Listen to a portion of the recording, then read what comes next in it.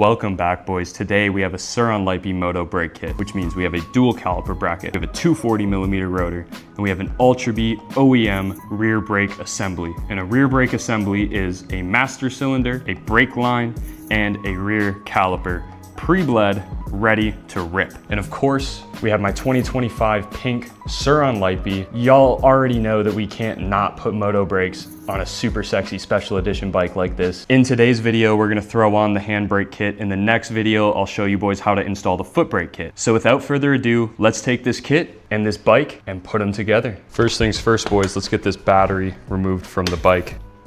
There we go. Whoop. So it's not very easy to see, but there's a bolt right here and a bolt right there, and we need to remove this plastic piece. So we're gonna take those two out. They're Phillips head. Then we're gonna come to the inside of the frame here, take this bolt and that bolt. Those are both M5s. Let's remove those quick.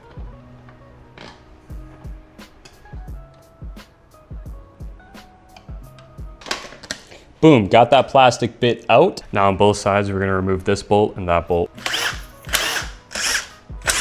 Same thing, remove this one and that one. Same thing with these top two controller bolts.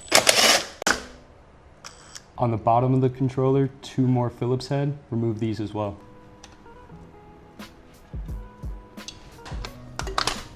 Now we gotta remove the battery tray. So now that the front of the bike is all done up, it's time to remove the rear wheel.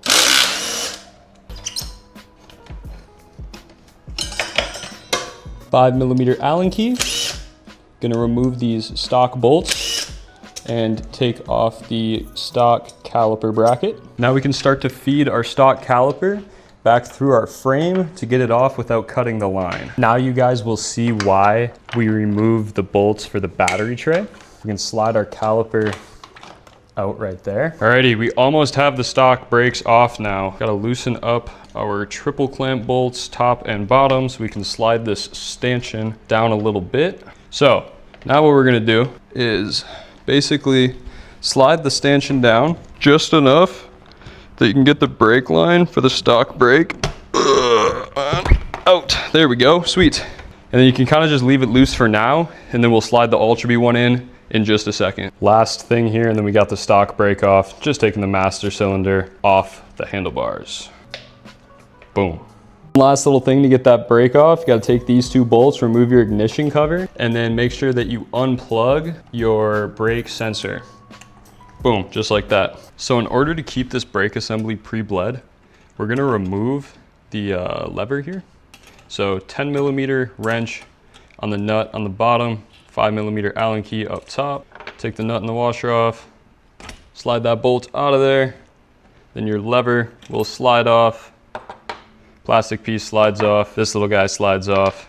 Back to the bike. So back over here at the bike, we're gonna do kind of a similar thing to what we did just a minute ago, removing that stock brake. It's not the easiest thing to do, of course, but you kind of just gotta finagle your master cylinder past the battery plate. There we go. And then feed that baby, there we go, right up through to the handlebar. Of course, we got to get our line on the other side of that stanchion. So gotta pull that stanchion down a little more. There we go. Slide the brake line through. Come on, come on, boom. Now to make installing that lever much easier, I will put the master cylinder onto the handlebar first. Now to reinstall our lever, I am not a fan personally of the plastic piece, so I am not gonna put that back on mine. You don't have to keep it off. You absolutely can put it back on yours. This is so much easier than taking the brake line off and having to re-bleed. I mean, it's a lot more disassembly, but it's totally worth it if you don't want to have to bleed your brakes right away. Now the plastic piece is missing, so it's not going to tighten down all the way here. Just get it until it's snug and tight like that. Now we've got our stock Ultra Bee rear caliper bracket on here. I took the caliper off it. If you're having a problem getting that little black spacer out so you can remove the bracket, crack your bleeder valve, little black spacer piece pops right out. You can slide this bracket right off the caliper. Now I'm gonna take a 12mm socket, put it over this post, take that baby off, take this little rubber piece off, and then that little metal piece as well. Now I've got my dual caliper bracket over here. I'm gonna take that pull we just took off, put a little bit of blue Loctite on the threads, and thread it into this hole right here. I'd recommend you guys do that with a wrench. I'm just being lazy. Take the little rubber piece, slide it in right there. Take the metal pad spacer. Boom. Over here on our wheel, I have an upgraded 220 rotor. About to take that baby off. Old rotor off, new rotor on. If you're gonna bust the torque wrench out for anything in this install video, do it on your rotor. 8 Newton meters. I don't know if it really matters to do it in a star pattern or not when you got a rotor that's this thick. So I just kind of be like, doing it like this. Now back at the bike, you're gonna wanna take your new Moto brake caliper, slide that baby onto the dual caliper bracket like so. So I'm actually gonna take the dual caliper bracket with the caliper mounted on it, slide it over my rotor on my wheel, right? And then slide the wheel and the caliper bracket onto the swing arm. You'll notice on the right side, if the camera can tell, I still have my chain up over the swing arm so I don't have to pop my master link, put my chain back on, and then boom. Then we're gonna slide our axle on through. Over on this side, we will take our chain, put it over the top, spin it back on. Moto brakes are all installed in the back, all installed and ran through the frame up front. Now I just got to do everything I did at the beginning in reverse order to get my bike put back together. Before you guys click off this video, let's chat really quick about bedding in your brakes. This is the most crucial part about putting Moto brakes onto a bike. So when you have a brand new rotor, brand new pads, you really need to be careful the first like 1 to 2 hours at minimum of riding, right? And what that means is a proper bedding in procedure.